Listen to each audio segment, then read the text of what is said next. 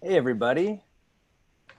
Hey, Wanted to say hello and welcome you to this workshop that Smart Artist Vermont is offering about making videos. First, just want to tell you a little bit about Smart Artist Vermont. Um, Smart Artist Vermont is an informal collaboration between Vermont Dance Alliance, Big Heavy World, Theater Engine, and Main Street Landing. And the idea is simply to create opportunities and find ways to share knowledge and resources so that we artists and organizations across Vermont are better equipped for success. Right now we feel like making videos is a big part of what everyone's trying to get better at, and this is what we wanted to kick off with. Yeah, I'm Dominic Spillane from Theater Engine. I'm the founder of Theater Engine, which is an online platform for the performing arts. Yeah, all right. And I'm going to kick it over to Hannah Satterley of the Vermont Dance Alliance. Hi, everyone. Thanks for being here. I'm happy to tell you about kind of the next steps after this workshop. Not only is there one following it at 7:30, but coming up, we are producing a series called Unfiltered Spirits that we hope all of you will apply to perform in. Unfiltered Spirits is a live online showcase intended to feature the work of visual and performing artists throughout Vermont. 3 artists will be featured per episode for a total of 9 artists. For a chance to participate, you must simply apply, and applications are due October 23rd. Selections to participate will not be based on critical evaluation, but instead, smart artists will separate the submissions by discipline so as to represent a disparate a collection of artists as possible. And then select artists and then we will select an artist from each discipline at random until all 9 slots are filled.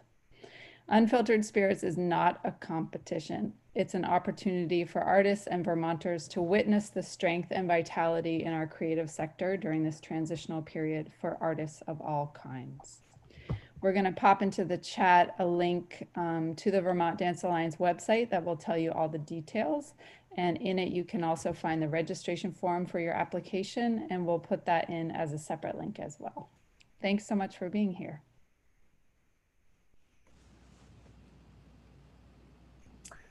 Mariah, do you want to say a little bit about Main Street Landing? Yes, hi everybody. Thank you so much for joining us today. This has been a really fun virtual event to put together with Dominic, James, and Hannah. I really appreciate all your help, you guys. They've been doing a lot of the heavy lifting.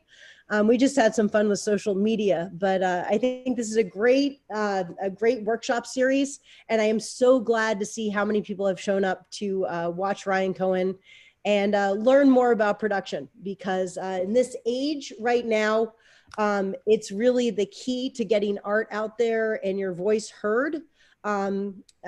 As I can attest to, the Main Street Landing Performing Arts Center, we're currently closed until January 1st. And I'm sure a lot of you are experiencing that as well. So being able to get your voice out there through production and through virtual mediums is really the key at this point. So I really appreciate all of you showing up and enjoying this workshop tonight. And thanks again to Dominic, James, and Hannah for all their work putting this together, and to Ryan for hosting for us tonight. So thank you so much, Ryan, too. Thank you. Thanks, Dominic. Jim, do you want to introduce Big Heavy? And sure, I'll do that. Big Heavy World is an all-volunteer run organization that archives and promotes original music from Vermont. If you're a musician or a music fan, check out bigheavyworld.com and see what's going on. The projects are all over the place. We always welcome volunteers, and we love to host local music on our radio station and our live radio programs. Dominic, would you like me to go straight into a land acknowledgement? that'd be great. Okay. We recognize that the land we stand on is the traditional unsurrendered territory of the Abenaki people, one of 5 Wabanaki nations who have had a continual and enduring presence here in Vermont since time immemorial. Thanks, Dominic. All right, and if you all are interested in staying informed about what Smart Artist is doing, we've got the Unfiltered Spirits show coming up. We also have a Facebook group, and we have a newly formed Smart Artist email sign up created today. So I'm going to drop all of those links into the chat that you can check out. And otherwise, now I'm going to turn it over to Ryan Cohen from Robot Dog Studios. So thanks, everybody. And thank you, Ryan. Thanks a lot, Dominic. Hi, so great to be here. Thanks for that great introduction. I'm Ryan Cohen, and we're here in my studio, Robot Dog Studio. It's in Williston, Vermont, not far from Burlington. And I've had this location for going on 7 years here. And I've been doing this for a long time before that. And we record all types of music, all types of rock bands, acoustic bands, heavy metal bands, rap and pop, and just all sorts of music here. We do a little bit of everything. And early on in the process here, I realized that I needed to show people visually what we were doing with the music we were recording. I needed to get little videos up. So I started with a little GoPro in the corner. It was actually a knockoff GoPro, so it's very cheap and would have this big fisheye distortion, and it would at least capture everything that was going on. We were recording bands playing in the same room at the same time, so it was like such a perfect fit to capture that on video and post little clips of that as like Instagram and all those kind of social media things were coming up. So that got the word out there for our studio. And yeah, we kind of had that niche of recording live bands. So it was just like a natural fit that as we're recording the band playing at the same time, which is not how every studio does it every time, but we ended up doing that quite a bit. It was just such a natural fit to capture that on video. So we sort of just got better and better at it. And all along, we kind of had that DIY approach of grabbing that inexpensive GoPro.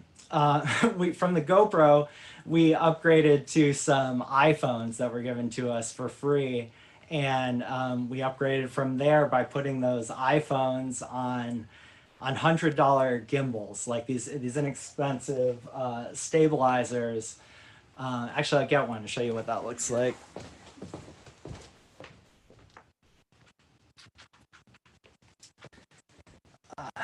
Basically these deals holds a phone up and sort of suspends it, and it gives this real smooth cinematic look. So that was one little thing that we did to take these very cheap phones that we were recording the performances on and really up the production values.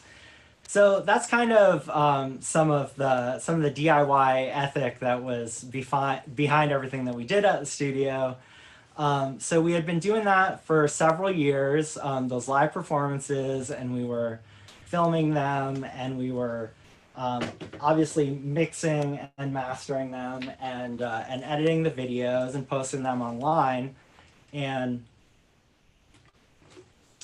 we've been pretty consistently busy. But then, of course, the pandemic hit earlier this year, and kind of every kind of in-person business like ours was shut down. So, and obviously music performances, live musical performances everywhere were canceled. So it kind of became a unique fit once things opened back up a little, once we started to be able to have one person at a time and then bands in at a time, that we took all that we learned from recording music live in the same room, filming it with kind of DIY methods. As things went on, we got the production values went up. We had more expensive cameras, stuff like that. But we were kind of in a unique position. We were poised to be able to offer these really good, really high quality audio and video live streams. We just had to figure out how to sort of do it all real time, I guess, is the thing, because we would sort of wanted to give something of a similar quality, something that we had, recorded over the course of a few hours, mixed over a course of a few days, mastered and everything, and then the video out of the video. We needed to do that all real time, basically. So yeah, we kind of leaned on our DIY ingenuity and found out ways to do that worked for us. And so as much as I would like to give everyone like really specific advice on stuff to buy, I really think it's kind of like a mindset thing of like how we figured out how to do it, because there really are no set rules on doing this kind of thing. We found a way that worked for us, and that's kind of really key. Finding systems that work for you. Beyond that, the biggest piece of advice that I could give people is to get help when doing this. Lean on your friends and colleagues as resources to do this kind of thing, especially if you're doing music-related live streaming or music-related videos, stuff like that. We have a lot of, out-of-work sound engineers that would be, I'm sure, more than happy to work on these projects with you. And even beyond that, if it's not a professional, just bring in a friend or a significant other to help kind of share the burden of, say, putting on a live stream or filming something. It's hard enough as a performer to do your art at the same time film that art and make sure the sound is just right. All those things, it's really great to get help. For instance, I'm here by myself today, but I have a helper in from Big Heavy World, Chris Burgess. Is that how you pronounce your name? Yeah, he's helping out here, and I'm not actually a Zoom expert, so I'm glad we got up and running here. The things that I do don't generally stream from Zoom. It's Facebook Live or Instagram Live or YouTube Live. And so Chris was instrumental in helping me get all this stuff up and working for tonight. So so just like case in point, kind of lean on help is the most valuable thing. So yeah, so other than that, it's finding out what works for you. We do a bunch with basically with iOS type devices, basically iPhones. You can use iPads, stuff like that. The thing people don't realize is people are always asking like, what type of webcam do I buy? And as you may know, people are like filming movies and music videos on iPhones now, and they're actually just really have incredible picture and color for video, and they're actually just really flattering. And it's surprising, but you really just don't get, there's really nothing in a comparable price range to a used iPhone. These are, what we're using are iPhone 10s's, which we got used for about $350. And basically you can get different apps and things that allow these to be used most effectively through different services. Like right now for Zoom, we're using an app called Epoch Cam, which allows us to use an iPhone as a camera and microphone for Zoom.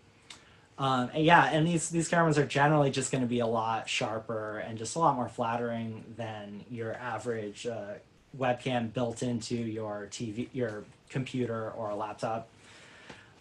The other thing is just kind of doing some minor things to set the mood, get the lighting right in your environment. One thing we did is to kind of put out these actually fairly dim, this like really low wattage lights in the room. And then we kind of do our main lighting with a few of these. Also really, you know, inexpensive things, kind of thing you get on Amazon. It's like a photography lighting kit, and they're really very nice for the money. It's like just a little over $100 for these things, and you can turn up the warm light and the cool light, so you can really get things looking just like you want them. We've got, and they go very high, which is nice. They can get over your cameras and camera people. We've got one kind of up over there in the room, shining on me. Yeah, so just like minor things like that, and you know, if you're doing musical performances from home, I mean, I think maybe take advantage of just like being on a cozy spot in your living room or on your porch or something like that. You know, let your fans kind of see what's going on. Just like the unique and fun things about your, you know, personality reflected in your home or whatnot. Okay, yeah, I can actually see the questions up there. This is another thing. Able to got this monitor in the live room, so can follow along your questions. The photographic lights come with a stand, or do you have to buy them separately? These ones in particular, they do come with these nice stands. They go super high, and I believe this kit is about 130, something like that, for the two lights. It's so good. You really cannot beat it for the money. Yeah, how is the sound quality on an iPhone is another question. Would a separate mic be necessary if someone were to record a live event? That is the thing. We don't necessarily use, right now we are just for voice here, we're using the built-in mic on the iPhone, but when we do capture musical performances, we use our studio mics with an interface that plugs into the iPhone. But I think, yes, like keeping it simple and just using the built-in mic, I would try that first.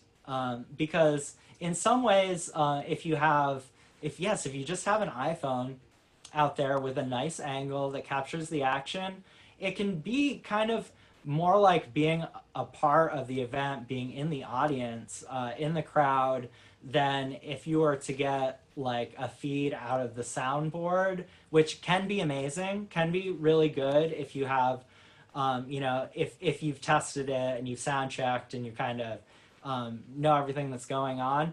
I do think just, yeah, having the built-in mic on a phone out in the crowd can be a really effective way of doing it. Okay, we got, what type of interface do we use to connect to the, yeah, let's get into that. We'll give you a sort of a little baby tour of the studio here, and we'll show you the interface. That'll be a good opportunity to do that. I'm gonna have Chris pick up the gimbal here that we're using, and yeah, so I'll show you. This is our live room. It's not huge by any means, but we've gotten some pretty big bands in here. We definitely take all precautions when we're you know, during the pandemic to space musicians out and stuff like that, but it's just about as big as we need to have a nice full live band in here. So then heading into the control room, you can follow me in here. This is where I sit and mix the music, and that brings us to our iPad right here. We use a program called an app called Switcher Studio to use a few iPhones as multi-camera rigs. So you can actually take this app, and when it's connected to the iPhones, you can easily switch between camera angles and add titles, stuff like that. It's just couldn't be easier, this particular app. But yes, to get to your question, we're using these iRig streams. Zoom in on that to see it. Yeah, there you go. iRig Stream. It's from IK Multimedia. They're, geez, how much? These are in the $100 range, but they were very hard to come by for a while. I think they may be coming back into stock in different places. But basically, you connect that into an iOS device or an Android or anything like that. And it has RCA inputs that we connect right to our board or our computer, or however you're mixing the audio. But there are a few different devices like that. The iRig Stream does a great job. It's a pretty simple device. Yeah, Elizabeth Reed says iRig is about 120. Fantastic. Yes, does Switcher Studio work with GoPros? No, it's totally only iOS devices. So any kind of iPhones, we have some older iPhones that work fine with it too, and iPads. Thought about Android image sound quality. I really can't speak to that so much, other than kind of what I've seen is just there just seems to be a more pleasant quality, more cinematic quality iPhones. But again, I'm not an expert on Androids. I just happen to have iPhones all along, and again, it's just this stuff is simple for me, and I need to stick to things that are easiest and most manageable for me, because these things can get really overwhelming, and just kind of working with with what you can handle easily and what you're comfortable with is kind of key, because this gets so stressful putting on these live performances, anything like that. So but yeah, iPhones, used iPhones can be had pretty cheap, and they are pretty tough, last a while. Let's see, I think we'll move back into the live room. Yep, maybe we'll have Chris pop this back up there. All right, got a question in about bandwidth when live streaming. How does it relate to video sound quality? Well, one of the great things about Switcher Studio is it really optimizes all that for you, but I have had to get into using some open broadcaster software, stuff like that, and you definitely do need to crank up and down your compression settings and your resolution and stuff. But the thing is, it is really hard to do a really strong live stream without a good internet connection. And there are so many like internet connections that people have in rural areas and even in cities that are just, they're just not up to the task of streaming because the upload speed is not great.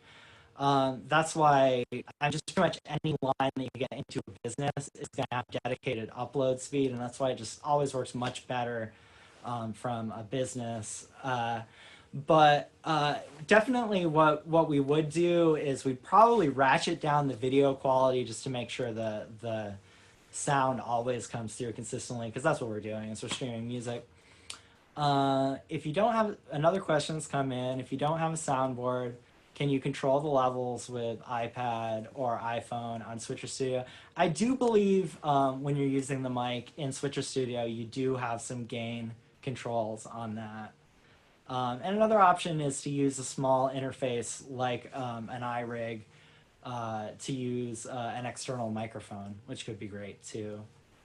But all that said, I think in terms of if you're at home doing like an acoustic performance, I think the first thing, and especially if it's just you, the first thing would be to just set out your gear and just see what you can get using that built-in mic. And moving on to, I guess, some of my other points here is like it's really hard to really do a super high production value live stream kind of all on your own.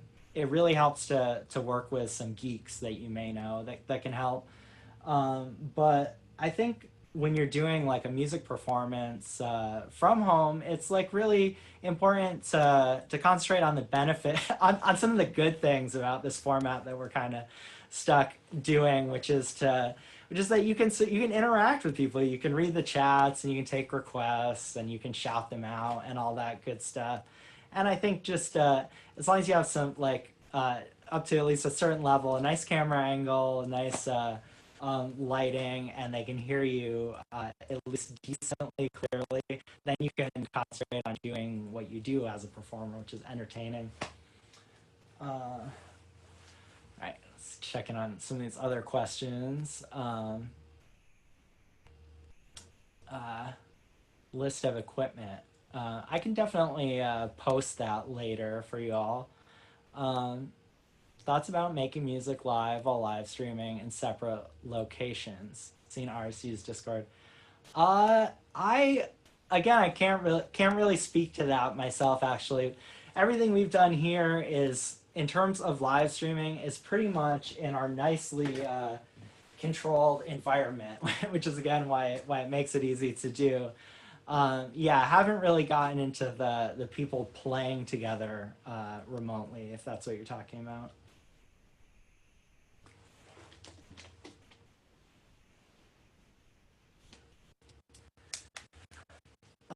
So yeah, I mean, definitely feel free to pop in with any more questions. I guess I can talk a little bit about what, giving some more background. We did during the height of the lockdown, we had a partnership with Higher Ground, and we did over 20 performances for Higher Ground artists, and beyond that, we did about 40 live streams from here of just all different genres, acoustic acts and rock bands.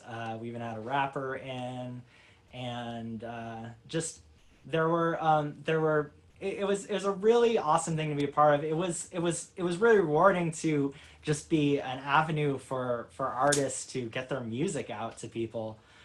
But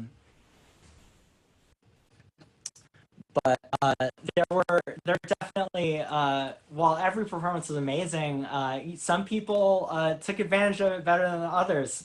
Turned into like a real show. They would dress up, they'd wear makeup and stuff, you know. Have fun with it, like figure out what can you do in this new format that we're stuck with to keep people interested, to hook people and make memorable experiences. I guess that brings us to another point, and we kind of talked about it, but we do have this screen up here in the live room that, as bands were performing, they would be able to see the chats and things come in from the audience, so they could do the shout outs. And it was like it was like a bit of a stand-in for, obviously nothing is the same as performing in front of a live audience, but there are some fun things about doing this. You can perform for people that wouldn't necessarily, for whatever reason, wouldn't necessarily come out to a show.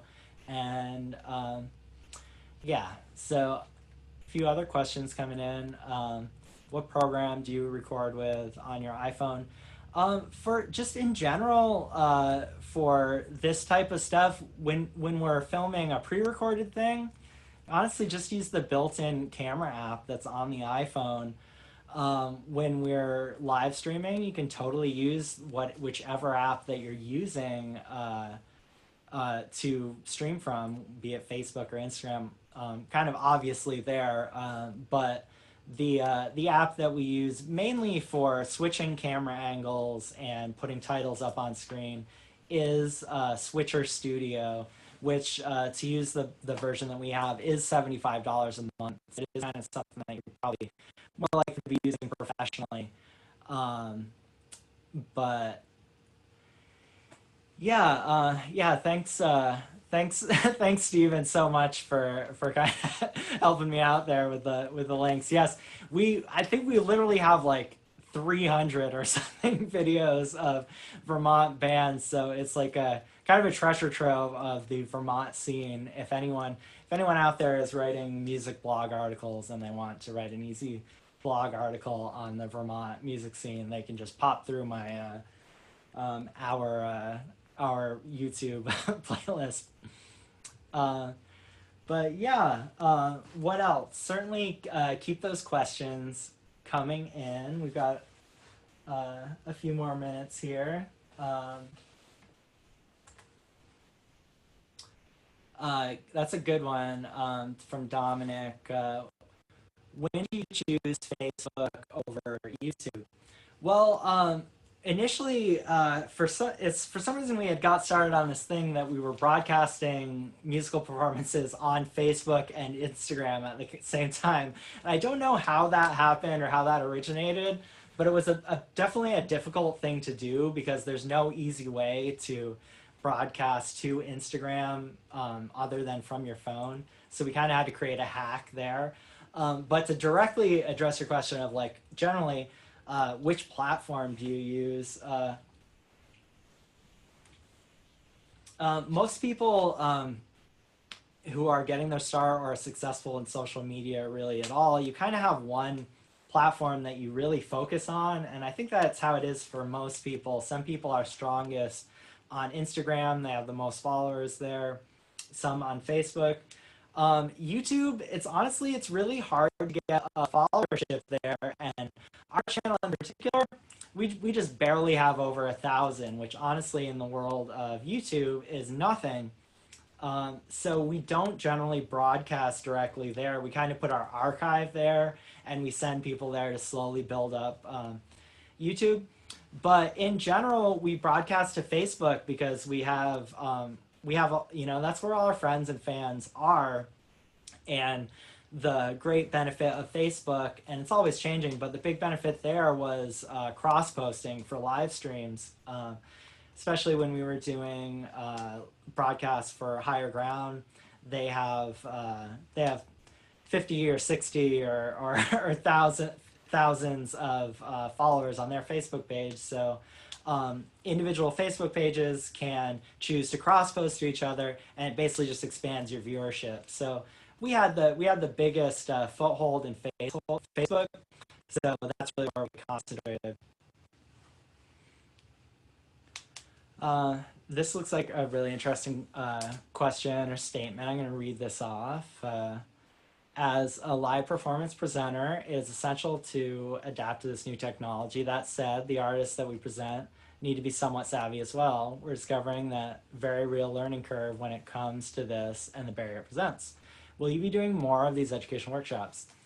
I can see this being an essential service as we move into the fall and winter. Yeah, thanks for that question, Molly. Yeah, I mean, I'm definitely interested, and I'm also really feeling that push and that pressure now as we kind of had a nice summer where bands and artists were able to perform at least a little bit in outdoor venues and stuff. And honestly, we only got a few more weeks of that left. So yeah, I think one thing I have been doing is putting up some informational videos on YouTube. I hope to do more of that, but there is a really great like comprehensive behind the scenes on how we conduct one of these live streams from the studio. And the thing is, we have a crew of like 5 or 6 people here, up to 5 or 6 people at times when we're really putting on a high production value live stream. And we've all got to be trained and kind of working in perfect harmony. So I guess that's just to say that it's like it is very challenging. So definitely learn skills and stuff, but like don't get too down on yourself if doing it as like on your own as a solo thing.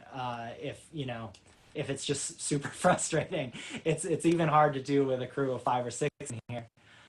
But yeah, I think if people are interested, I would love to pursue the educational stuff. And honestly, I'm always open to just people basically kind of hitting me up through whatever channels, friend me on Facebook and just get into a chat or, email me. All the information is out there to really get a hold of me. I just really am happy to chat about this stuff, geek out with people individually on their own projects and stuff.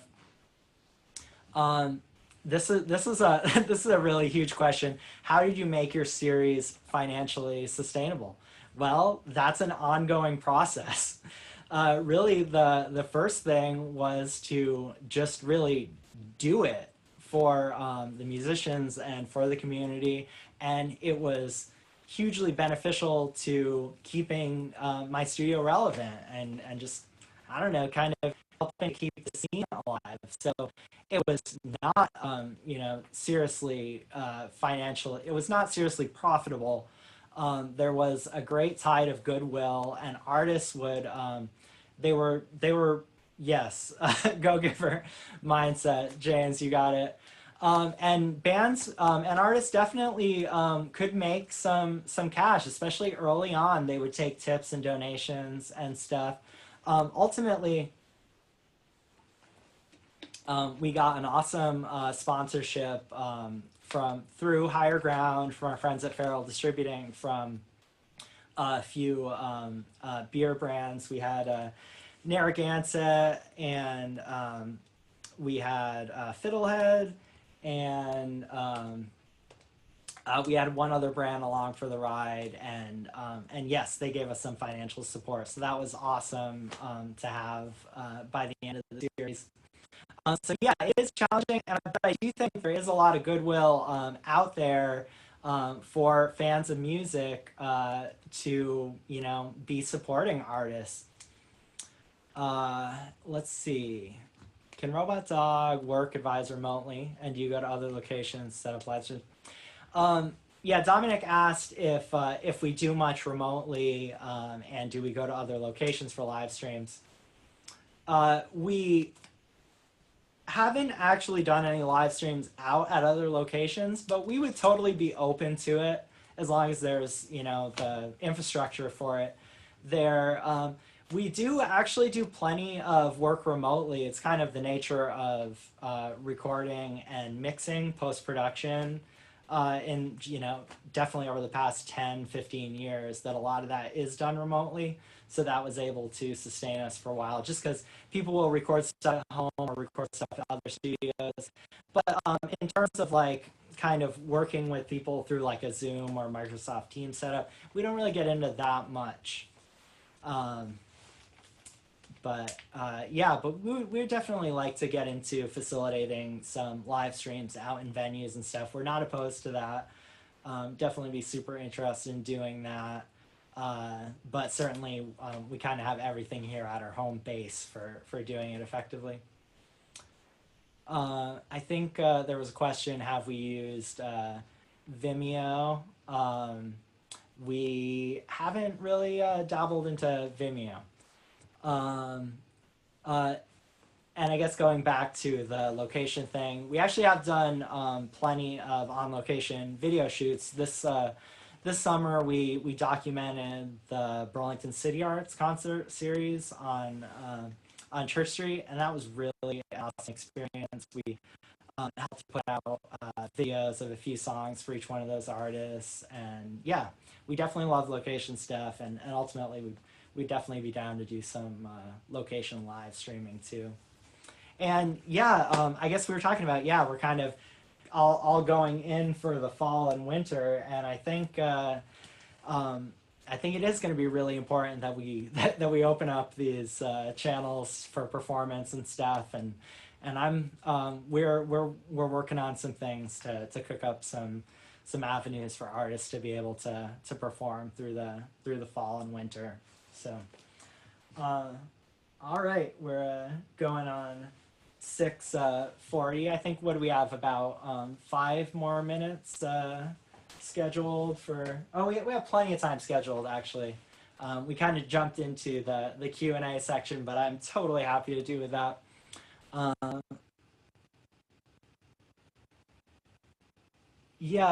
So a question about, I was interested in production info for the internet specific to live streaming dance and movement performances. Do you have experience with this? To be perfectly honest, no. If I look over my career, I'll probably find something that's similar into that world.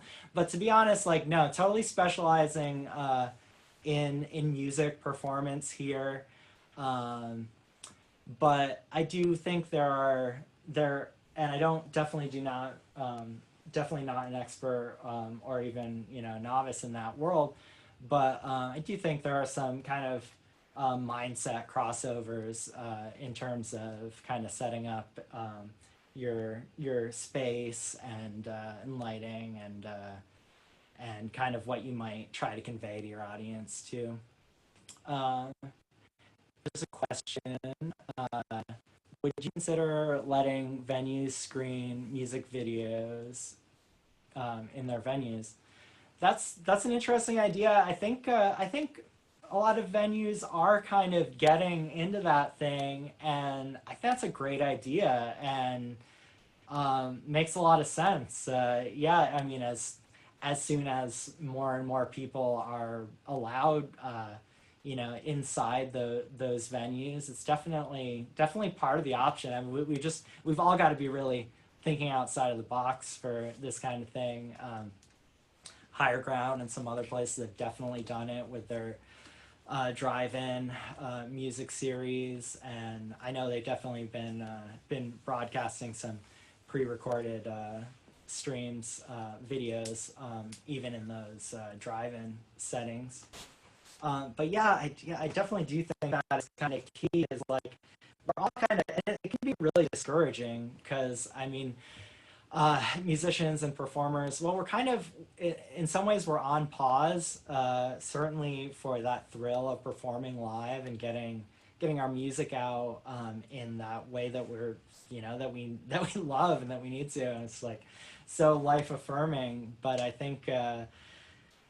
It's an opportunity to do what we can do under these constraints. We're all kind of under the stress and burden of the situation, and for some groups that I've worked with, this has been an opportunity to really develop their online presence. Obviously, I know it's not what everyone wants to do. We want to be out rocking out on stage, stuff like that. But for a long time, that's been kind of neglected, and it's really important for getting bands' music out to a wider audience. And I think this has been a little opportunity for bands to do that, to kind of develop their online presence, just not even through live streaming necessarily, just to kind of be able to interact a bit more with their fans that way and keep up with what they're doing in that kind of space.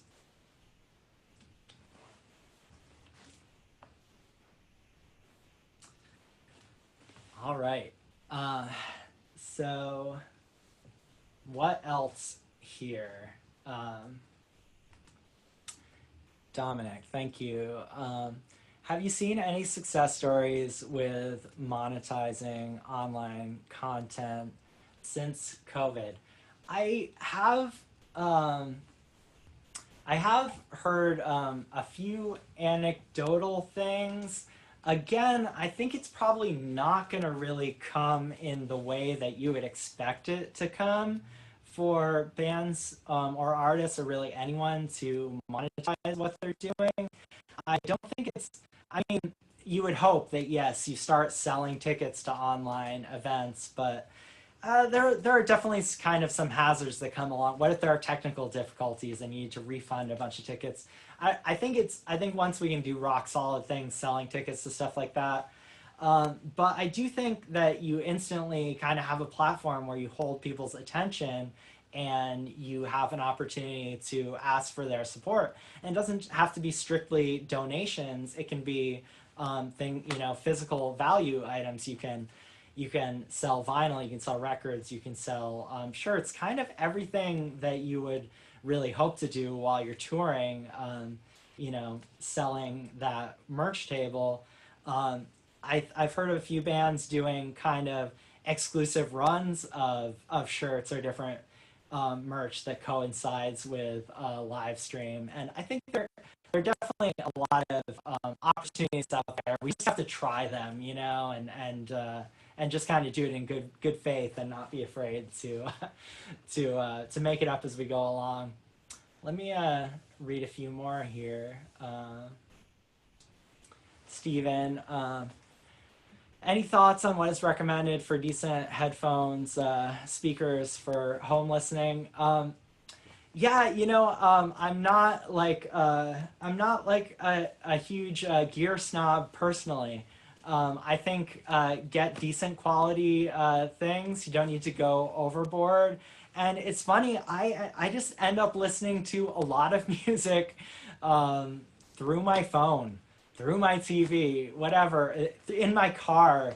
I'm totally down with like vinyl on a nice stereo system, but I love also hearing just kind of clock radio, wherever people really hear the music. So I think it's all good. In the studio, we use mostly Sennheiser headphones, but Sony has really awesome. Basically, it used to be $20 forever, but basically their MD something or other for $20 is a great little headphone and has tons of bass. Um, all right, another question. Yes, James Cross. It was, of course, I think that's probably where I got my one example of successful monetizing or potential monetizing is this band called Ballyhoo. James says they monetize by having limited edition merch that was only available for 24 hours around the stream. Yeah, I think that's where I heard about it from James's amazing podcast and group, Better Band Bureau. And yeah, I think that's really the key from my perspective anyway, is we're all figuring it out and try some things. And that's another huge thing is like try and don't be afraid to fail and don't be afraid to screw it up and kind of improve it next time. Do your absolute best and do a post-mortem and make it better the next time around. That's kind of also one of the good things about live streaming in some ways, is that it's kind of it's there and then it's done. It's over with. You get to go on to the next thing or try again. You can delete it if you want. At the same time, one thing people don't realize is that you can also leave it up online forever. So people don't have to be watching strictly live to get the most benefit from it. When we would air our live streams, about half of the viewers would tune in live, and then we pretty much double the views kind of overnight as people checked it out over the course of the night or the next day. And then they would continue to slowly and steadily get views from there on out, because obviously not everyone's going to be glued to their phone at the time that your live stream goes on. But having this kind of content out there can be really helpful for artists, and it can keep on working for them. It's just kind of out there, and so many artists hadn't even really gotten a visual representation out online of their music anyway. So it's been really good in some ways in that respect. And yeah, I think just anyone who's willing to experiment and think outside of the box. I know it's extremely frustrating. I don't want to minimize the challenge level here, but I think it's an opportunity to try some things and make the best of the situation. Okay, Steven says he's heard that Twitch is nice for gamers, but the videos can disappear after streaming. That makes sense. There also has been copyright things that have come up. We haven't actually run into any copyright trouble, and there was like a Facebook scare recently that was totally unfounded, that Facebook was going to like shut down music streaming.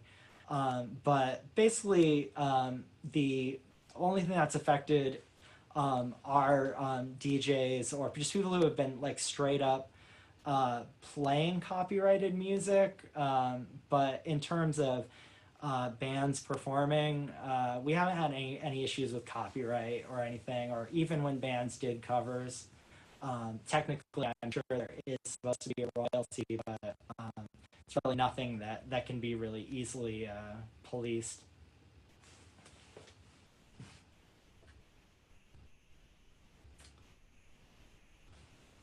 All right. Well, thank you, Dominic, for coming in with these questions to bail me out. I really appreciate it. Do you know of any pitfalls to avoid?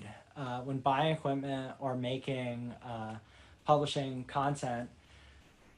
Yeah, pitfalls. I guess like the main thing, like I said, about kind of doing everything with a DIY mentality. I think a pitfall would be like buying a bunch of gear that you don't necessarily know how to use or may not necessarily even work out for you, and then kind of being guilt ridden for not being able to get it going. That's why I kind of like put things together with what you have and then kind of tweak the process as you go. Like, how could you improve this? Maybe you need a newer camera or a newer phone, or maybe add that interface into the mix so you can get the output from your soundboard or stuff like that. Yeah, and I think you bring up making or publishing content. That is one of the advantages of these things, is you can kind of schedule a post or schedule an event, and you can kind of promote it online. So that is a good one to think about. Yes, and I'm sure James has some good info here. He's definitely more the authority on licensing and all that stuff, and I would certainly defer to him, college educated on the subject, which is, from what James says, not an especially complicated subject, but yes, our musicians, we tend to just get scared off of that information. Yeah, well, like I said, James says he's not the authority. Well, yeah, of course, but you're more of an authority than the average musician, so you have to accept that. Yeah, yeah. So some other specific pitfalls, things to avoid, or things to go into making the productions better. One thing we do, and like most people have caught on with when you're doing these streams on Facebook or YouTube Live, is start it off with a nice little like splash screen, a graphic or a title or a logo of the band. And with our software, one thing that's nice, so we can kind of superimpose that mostly over the screen, and you can still see a little action going on in the background. Basically, start at the scheduled start time with that graphic up, and don't wait too long, because there's a lot of streams that are like, it's 10-15 minutes, when is this thing starting? Basically, it's like a starting student screen. But maybe take maybe a minute max to just make sure everyone is settled and all your equipment is running properly with that starting soon screen up, and then take it away and bang right into the performance. So yeah, that is one of the things.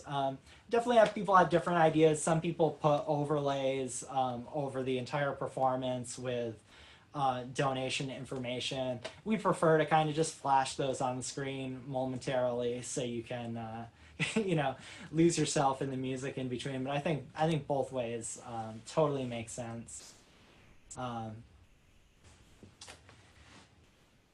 Yeah. So.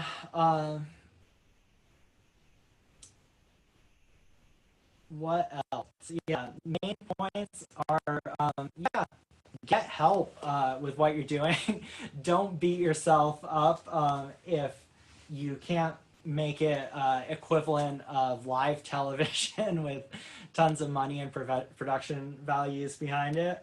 Find out what works with you. Like, keep things simple. Don't get overwhelmed with the technology. I think we put on really high entertainment value live streams, and we do that more so, and we have camera people that carry those gimbals, and they get out kind of to give people like an in the room feel. And so we kind of bank on giving people an experience, or like a bit of a up close and personal immersive experience over pure video quality or pure audio quality. So that's something that people can definitely kind of a philosophy that people can use at home. And kind of work on your lighting a bit. And I saw a lot of people kind of set up stages and stuff like that, curtains and stuff, and I think that's cool. I think makes something special, but I think it's also when you're doing an acoustic performance, I think it's also kind of nice and kind of intimate. Have your boundaries and whatnot, but I think it's kind of nice to invite your audience kind of into your living room or onto your porch for performances. Our good friend Sarah King did an awesome series from her front porch or back porch while it was warm enough to do so. And I think that was a big hit. Yeah, and also try to do it kind of consistently, but also don't overdo it. Don't I think once a week, if they're nice and meaty, is like great. People can definitely get burnt out on it, and then people won't pay attention when you really want them to pay attention. Yeah, so kind of set up an intimate environment. Work on the lighting a little bit. It's kind of, if you are going to sink some money into this, it's kind of it's a decent investment just to put like the $130 into the studio lights.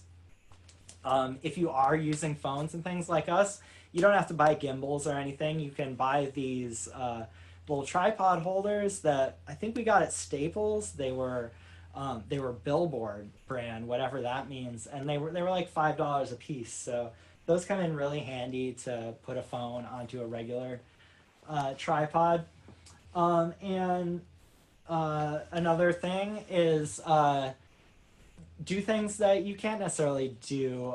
Interact with your audience read their chats and respond to their chats and shout out and take requests if you can. I mean, people really love that, especially people who might not necessarily make it out to shows or be super outgoing and extroverted.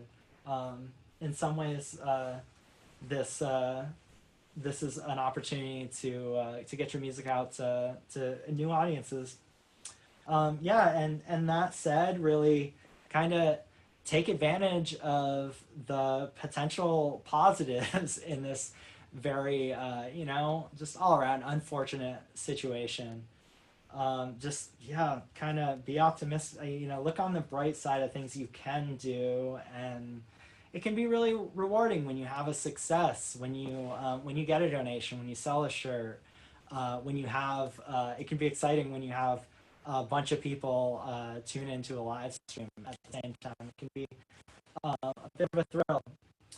And I guess another thing is figuring out what to really prioritize in your particular performance.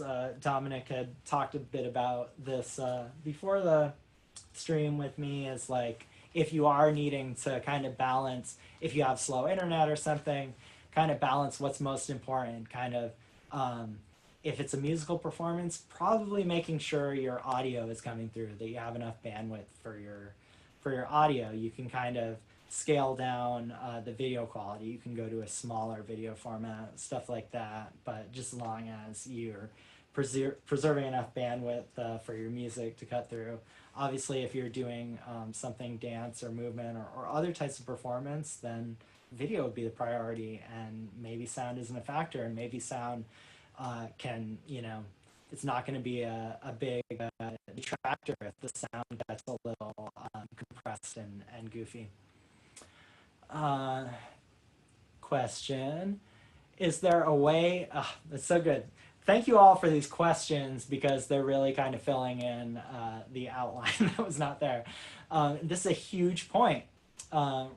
Rachel asks, is there a way to practice or to sound check for a live stream?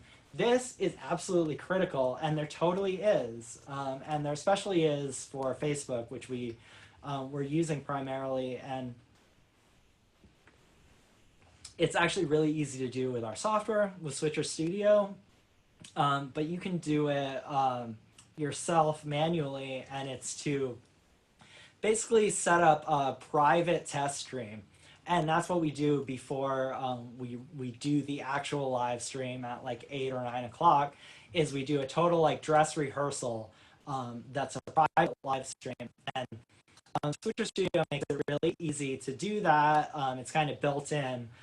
Just click on private test stream, but basically all they're doing is broadcasting it on your personal Facebook page with the privacy settings set to, instead of public or friends, it's set to only you, I believe. So if you're doing it on your own, that is totally critical to do, and it's something we do before every live stream. Another thing that we do, and that's great because that also stays up on your timeline, and once you've done a test performance, you can listen to it played back. And that's what we do here is while that test stream is going on, usually we do it real time. I will go out into the hallway and I will listen to that live stream coming through at the same way it would come through on a phone, which is where most people are going to listen to it. Sometimes people are able to kind of screencast them to their TV, or they're watching on a computer or whatever. But mostly people are going to hear it coming through a phone. So we kind of do a real world test on a phone. And yeah, Rachel, thanks so much for asking that question. That's a huge point. You definitely want to do a sort of a test stream, a sound check, a dress rehearsal. Hey, Ryan, I just want to say thank you so much. This has been, I mean, obviously this is the kind of content you could spend 8 weeks teaching. So to try and bottle it all into this hour has been monumental. So thank you so much for that. And everyone else, thank you for the great questions. And, I just want to add to this. One of the things I love, Ryan, that you were saying was about, the experimentation and the DIY. And the silver lining. I mean, I'm a theater artist mostly, and I will tell you that these Zoom performances that are happening, people being experimental, local entertainers are now being able to show their work to people who otherwise couldn't see it before. A local theater now can, you're doing a kids show and the grandparents can watch from Colorado or California, and that's been really, really great. So, the spirit of experimentation is really awesome. I do want to let people know that in a half an hour, we have another workshop, which is about where to host. Ryan actually answered a bit of that question about YouTube versus Facebook. But, there's a lot out there. There's, YouTube and Facebook and TikTok and Twitch and Vimeo. And so at 7:30, we're going to talk a little bit more about that with Philip Caicedo from Beyond the Box Media. That is a different Zoom link, which I'm just going to paste here in the chat really quick. So yeah, come on back at 7:30 if you want to check that out. And thanks so much, everybody, for joining. Really appreciate it. Thanks. Bye.